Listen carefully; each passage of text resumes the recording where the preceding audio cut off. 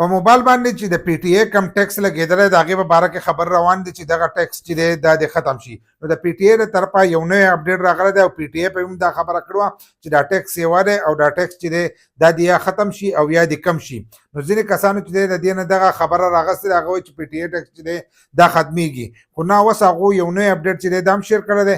بل دا ټیکس چې دی دا د پی ټی ای طرف ته چې دی هغو ته نه ځي، لکه دا پی ټی ای والته نه ځي، دا اف بی آر ته ځي. دا ټیکس اف بی آر لګولی دی خو نوم چې دی هغه پې د پی ټی ای دی. نو پی ټی ای والا چې دی هغه هم دغه پوسټ کړی چې دا ټیکس چې دی دا د ختم شي یا چې دی دا د کم شي. په اسمبلی باندې هم په اسمبلی کې هم په دې باندې بحث چې دی دا شوی.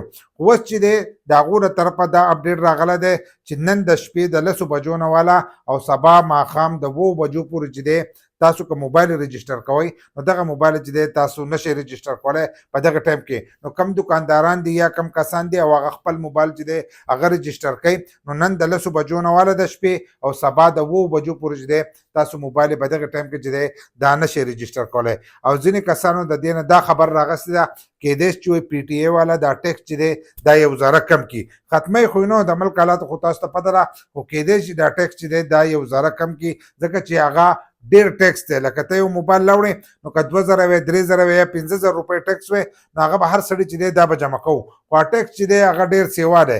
که د 1,00,000 روپو موبایل دې راوړو نو 50,000 روپۍ په هغې باندې ټیکس. اکثر ځینې چې دی د هغه موبایل نه هغه ټیکس چې دی دا هم سیوا. سیکنډ موبایل به ته راوړې هغه به په 1,00,000 روپۍ ته اخیستی او د هغې ټیکس چې دی هغه به 1,20,000 ته ختلی.